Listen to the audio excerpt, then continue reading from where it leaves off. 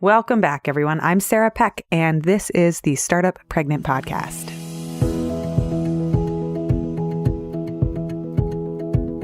Today, I want to do a short episode on an exercise, a writing exercise that I really like because it helps me quickly get to the bottom of things. I think sometimes we can be stuck in our minds and in our habits, and I don't know about you, but I sometimes get lost in a tailwind of the spinny spins where my brain just circles and cycles over a puzzle or something that's really sticky and hard to figure out. And today I want to share a process that helps me a tremendous amount, and I think you might enjoy as well. Welcome to the Startup Pregnant Podcast, where we talk to creative leaders about what it means to be an entrepreneur and a parent. I'm your host, Sarah K. Peck. Today's episode is brought to you by our friends at Acuity Scheduling. If you haven't switched to a scheduler yet to help you with all the back and forth of figuring out appointments, I highly recommend trying it. Switching to a calendar scheduler changed my life and saved me so much time. So typically, Acuity offers a free 2-week trial if you want to give it a whirl, but for Startup Pregnant listeners, they have a 45-day trial for us. Go to acuityscheduling.com/startuppregnant and you'll get a 45-day trial. As always, hit subscribe wherever you listen to podcasts, and if you have a minute to leave us a review, we would love that. If you need any of the show notes from the show, head to startuppregnant.com. So this exercise comes from a good friend of mine. His name is Matthias Jacobsen. He is the founder of Think Clearly, and I have followed his work for a long time. He draws these handwritten newsletters, and he just always has a profound way of looking at the world and helping people unpack their thought processes. I met him, we were introduced by two friends, and we went for a walk through parts of Bed-Stuy and Brooklyn and New York City, and we just walked around for a long time. This was before I had kids. He had 1 kid, and I didn't have any yet. He now has 3 kids, and I'm on my way to having 2. We walked around and we talked about the challenges of entrepreneurship and building businesses and philosophy and life, and really got along very well. And we've stayed in touch ever since. And it's been a joy to watch his family grow and my family grow and our work grow. And I've been really grateful to get to contribute and work with him on different projects as he teaches. And so with that, this is all his. The stuff I'm sharing with you on this podcast, this writing exercise, this practice. What Matthias did is he came up with these cards called Clarity Cards, and you can get them on his website. I'll link it in his show notes. And they're amazing. It's this deck of cards that you go through, and they've got these little prompts. And I'm going to tell you how I used it, especially with the relationship to pregnancy and parenting. But you can use this framework for any puzzle that you have. Cards are divided into 4 stacks. There's 4 different types of questions. So it's basically a 4-step process for journaling and gaining clarity. The way that I recommend you do it, although you can do it in lots of different ways, is get out your journal or a fresh sheet of paper and give yourself a couple of minutes for each stack. So I line them up in front of me, stack 1, stack 2, stack 3, stack 4. And you start with question number 1. And then for just 2 to 3 minutes, you pull the cards and you write whatever comes to mind. And then for set number 2, you pull the cards, you write as much as you can think, and you write it all down. And the brilliance in this system is that it separates out each part of our thinking process that can get really messy when we don't take the time to analyze. And I'll tell you what I mean. The question cards, step 1. So if you're listening along, I want you to think of a puzzle or something that's been on your mind or something that you're chewing on.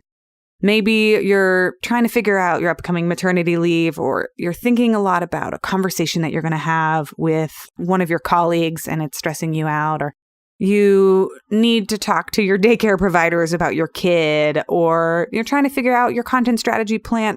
Whatever your puzzle is, think about something that's been on your mind lately, and you can go through it as I share this process with you. So step number 1 is the facts. The first set of prompts is related to the facts. And so you'll pull a card, and the card will say something like, what are the facts? And you begin by making a list. And so for me, I did this once when I was pregnant with my first kid. And I just began making this list. I'm pregnant. I have swollen feet. My feet are sore. I am journaling right now. I am this many months pregnant. I weigh a whole lot. This is how I feel. You start with the facts. Like, what are the conditions of what's going on? And for you, it might be, I have 3 more months until my baby comes, or I have this much done in fundraising, or I have this many emails in my inbox. But just write down a list of everything you can think about. And you do that for a few minutes. The nice thing about starting with this as the starting point is that you get to just list everything that's happening. It's easier than trying to analyze. Just what's true? What are the facts? I can never underestimate or overestimate the power of making lists. List making can be such a relief and so helpful. It's nice to see it outside of your head. So step number 2, the next stack of cards, is called feelings. The second set of prompts asks you to write down how you feel about the situation. And so when you pull cards at random, one of the questions is, what gives you energy? What are you sad about? What are you happy about? What are you excited about? And these guided questions help you to understand how you feel about the situation. And what's really cool about this distinction is that there may be a fact like I am 9 months pregnant, but the feelings might be different. It might be, I'm 9 months pregnant and I feel amazing, or I'm so excited, or I'm really looking forward to this, or I'm impatient, or I can't stand it, or I hate being pregnant. Like, all of these feelings are distinct from the fact, and they're also equally valid. So you spend a few minutes saying, what are you feeling? What are all of the corners of all of the feelings related to this particular sticky puzzle that you are working on? This really helps me in times of company intensity, or when you're working on a really sticky problem with colleagues, because it can be really easy to entangle these two processes with each other, to confuse the facts with the feelings. Oh, so-and-so is doing this thing and doing this thing and doing this thing, and they're doing it on purpose, and this is the motivation and this is the emotion behind it. Making these two lists is so helpful because I can say, here's all of the work that we have to do, and here's how I feel about it. I feel stressed. I feel overwhelmed. I feel unprepared. I feel let down. I feel angry. I feel disappointed. And just separating them out from each other can help my brain start to analyze the problem and the puzzle in a new way. I also think that taking time, having time to focus just on your feelings, lets a lot of them tumble out. And it's important to acknowledge what it is that you're feeling without judgment or attachment to the quality of good or bad related to them or to where they've come from. To me, it's like a disentangling, starting to disentangle. Here are the circumstances and here are the feelings. And then, well, how do I feel about the feelings that I have? And what do I do about the feelings that I have? Or whose fault is it? Just starting to separate these out and pull them apart feels itself therapeutic. And the power of writing down or taking 2 minutes to just say, hey, here are the feelings that I have. I'm overwhelmed. I'm underslept. I'm tired. I'm really stressed out. I feel like I'm letting my partnership down. I wish this were happening. Like, it's just so helpful to say it out loud. The third step in the process is called insights. So the third set of questions asks you to probe a little bit further, to start to analyze, what are you learning? What are you deducing? What are you understanding? And this is the moment where you do start to interpret the facts and the feelings. And it takes it from the observation, these are the facts, these are the feelings, those are observations, to analysis. When I first did this exercise, I stumbled a little bit because the first question I pulled was, what insights have you gained? And I was pregnant at the time, and I was thinking about my feelings about being pregnant. I was like, I'm 9 months pregnant. I feel like a beached whale. What insights do you have? And I said, none. I don't have any insights. I just feel like a whale. That was kind of my gut reaction, slight annoyance. And then I just exhaled and said, okay, begin, simply make a list.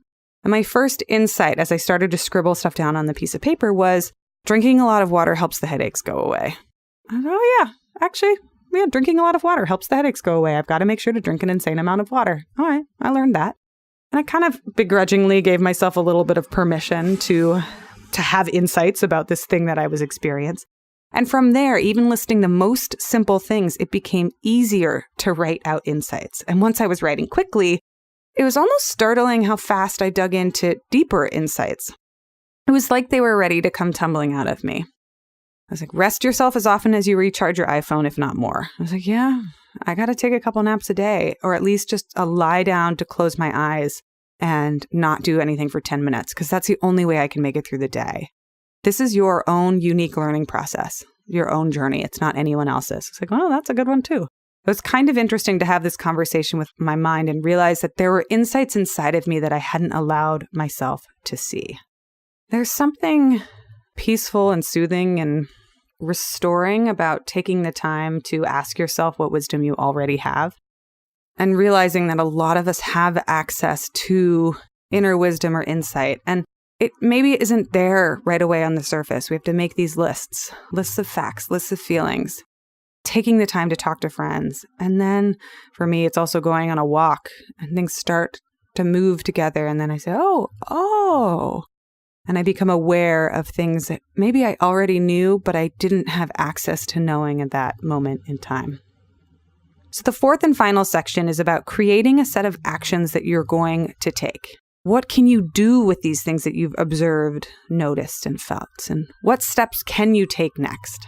And again, at first, I was a little bit confounded. Like, what actions do you take with pregnancy? Oh, you just keep on keeping on, do the best you can. And there was a list, like a superficial list that I could draw up quickly, like pack your hospital bag, set up your email auto replies, stock your freezer with food, all of those things to prepare that seemed routine that I was doing. But how could I apply this more broadly to focus on the holistic experience of pregnancy and everything that it entailed? And some of it was like kindness towards myself. Take an Epsom salt bath. And if you can't, soak your feet in hot water for a few minutes. Rest your feet up on the wall. Ask somebody to rub your hands or your ankles or your feet. The cards I pulled said things like, what are the decisions that need to be made? What are you going to do? What is the next step? And I was surprised because inside of the question, what are the decisions to be made? I found myself responding that it's okay for the baby to come. We're ready. That this can be wild and it can be great. And no matter what, we can handle it. And I hadn't been aware that these were decisions that I had or could even make, that I could say, you know what? I'm scared and it's okay. And it's okay for this baby to come. And we're doing the best we can. And I think we're ready. From everything I know, it's really scary and it can be one of the hardest things that people go through. But also we can handle it. It might not be fun. It might not feel good. It might be really challenging. I might cry a lot, and we can handle it. And under the list where it said, what am I going to do? I wrote, give birth. I was like, oh yeah, that's what I want to do. I forgot. That's the thing I'm doing. And become a mom, become a parent, work hard during labor and delivery and postpartum, rest, recover. The entire process took, not the birthing process, the journaling process, let me clarify. The entire journaling process with these clarity cards took about 12 to 15 minutes. I set a timer for 3 minutes for each section, and I just scribbled as fast as I could in my journal. And what was really astonishing was how quickly these insights and like peaceful revelations came. I was like, oh yeah, I'm going to give birth. That's coming up really soon. The power of putting words to paper always astounds me. It gives me this renewed sense of calm about what can be a really wild set of changes that are coming up. And when I feel powerless or like I'm really inside of this stress, the hardest thing for me is to actually get to the journal and start journaling and to begin the process. But once I get there, it's really helpful. So if you've been listening along, the 4 areas in this reflection series start with the facts, then make a list of the feelings, then you turn to insights, and lastly, actions. This system, this process was developed by Matthias Jacobsen in his clarity cards, which I'll link to in the show notes. And I have a deck that sits on my desk next to a whole bunch of other like coaching cards and deck cards that I love, because having the tools of other smart people around me is always so helpful. So I'll link to the clarity cards, the question cards in the show notes if you are inspired and want to try them. And if you've been listening along, you can apply them to whatever puzzle you're going through. And I highly recommend 12 full minutes of being able to do this, more if you have time.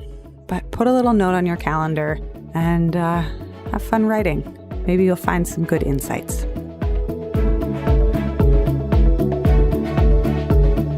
And I always say this and I mean it.